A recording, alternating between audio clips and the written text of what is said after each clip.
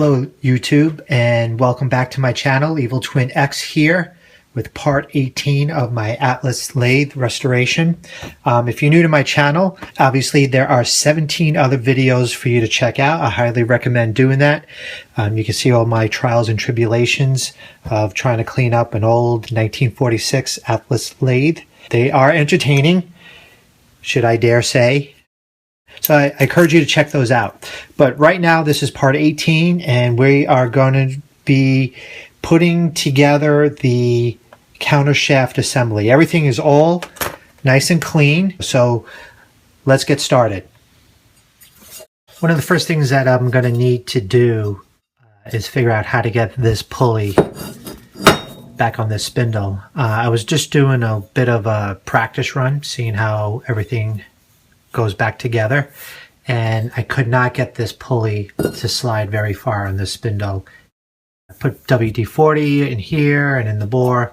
I had used a honing stone and filed down some of the burrs from the set screw, so you can see, but that's nice and smooth.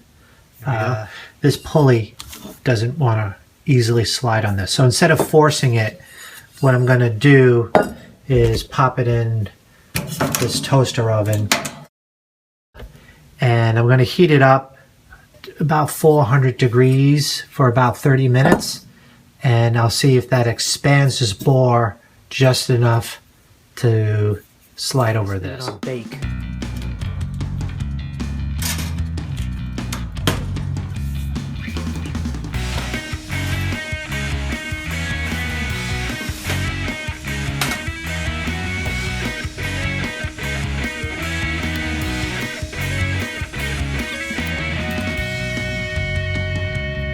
That worked. I put a little oil on here to help it out, but that slid on really easy. Maybe I didn't need to keep it in there for a half hour. Alright, so the next thing I'm going to do is I'm going to use this multi-purpose lithium grease, and I'm going to pack the spindle until the grease starts to ooze out of that hole. And I'm just going to use a popsicle stick and kind of force it in there, and I'll do that to this side and that side. Yummy.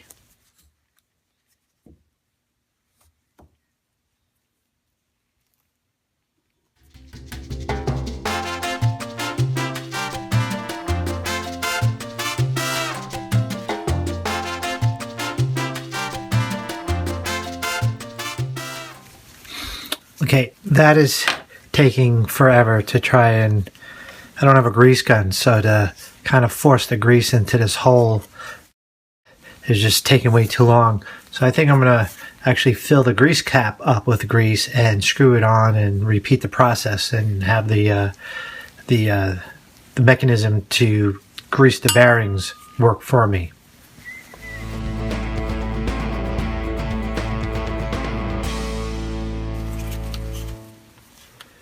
There we go. You can see that as I turn the cap.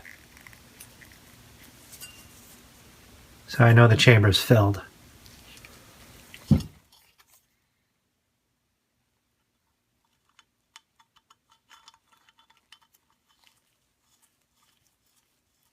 Oh, there we go. All right, so that's done, and move on to packing the bearings.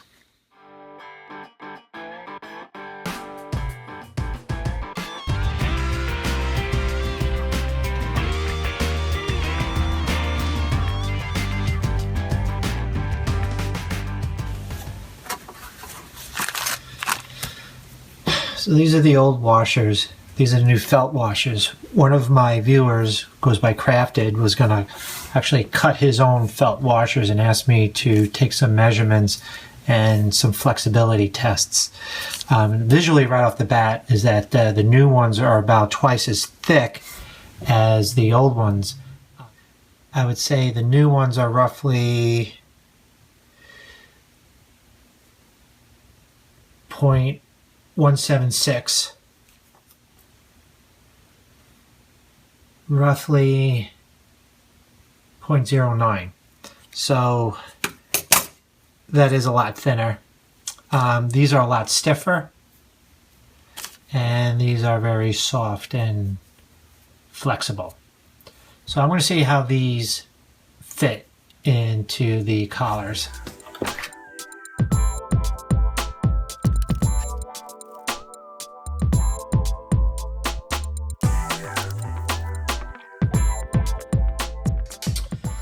Alright, well, the old one, very compact and very tight, snug fit. And the new one, obviously it's thicker, and it was a little tougher to get it to fit in the groove, and it protrudes a lot more. I don't know if that's a big deal or not. You know, once again, this is supposed to be a barrier for keep the grease coming out. And I'm sure over time, from this being super tight against the races, this felt will compress upon itself. And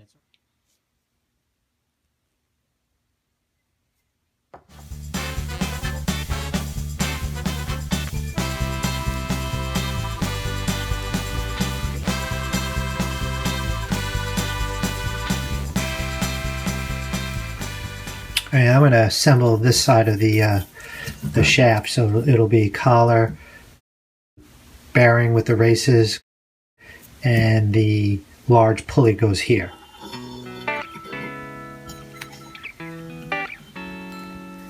So here there's a dimple that the set screw for the pulley goes into. So I have the set screw out, and I'm just going to line up the holes.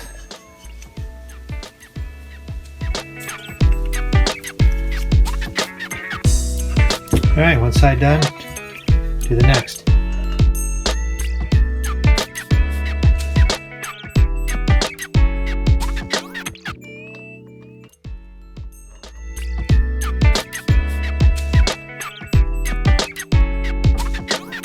So the next step would be to put this assembly back into this bracket.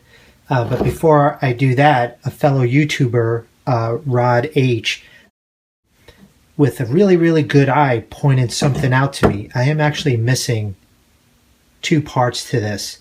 An angle iron type of metal that wraps around here, and he was saying on his, this is a threaded hole. On mine, from what I could tell, isn't, and a pin would go in there. And I guess that's to protect the casting for when it rubs against the other part of the countershaft assembly. So I don't have that. So I'm going to have to either leave it as is or fabricate something and put it on there. And quite honestly, now that it's all apart, I think I want to fix this. Alright, well, after searching my garage, I did find this angle iron. It's a bit rusty, so I want to clean it up, take some measurements, and try to fabricate the new protective brackets for this.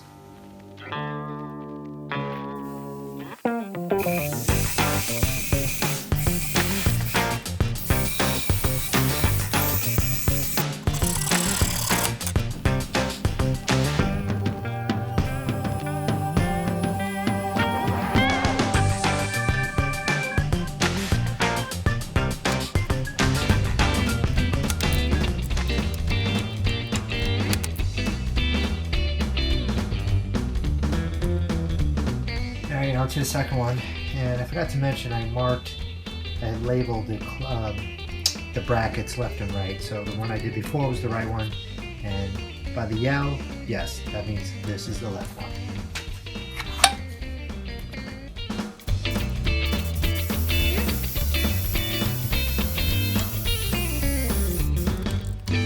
I'm usually, no matter how careful I am, everything's usually a little bit off. So let's see if these holes line up. And by the way, that is hot.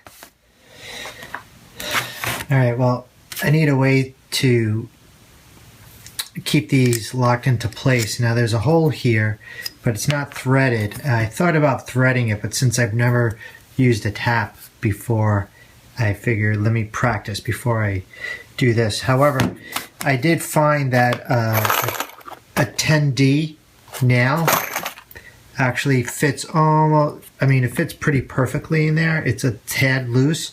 So what I did is I trimmed a nail down and made these little pins. And I'm going to use for now some blue Loctite, and hopefully that'll hold it in place. Alright, well, that blue Loctite was not working as well as I thought it did. I think the fit, it was just a tad too loose. And these things are just falling off left and right.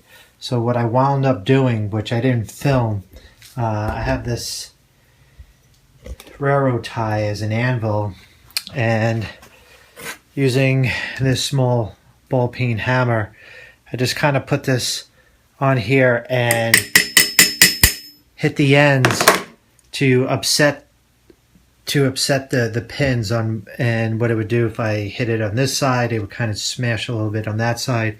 And now these are in place. They're a tad loose, but that's the kind of way I want it, just in case I need to pull them off. But in any case, I don't think they're going anywhere. So that was my fix, my, I guess, homemade rivet job. Okay, now we just have to marry the spindle, the spindle assembly with the bracket. And I'm anticipating that I am going to have to adjust these races, these bearings, back and forth a little bit to line up with these screws.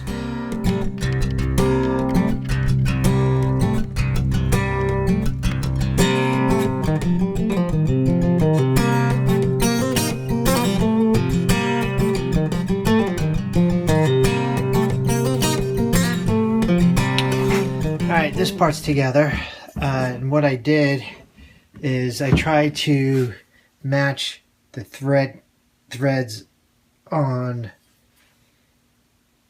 here and here so that it would be, so the spindle would sit, it'll be as lined up as it possibly can in this. I'm sure I might have to do some adjustments once it's on the lathe, but this part's together. Now to hook that up to here.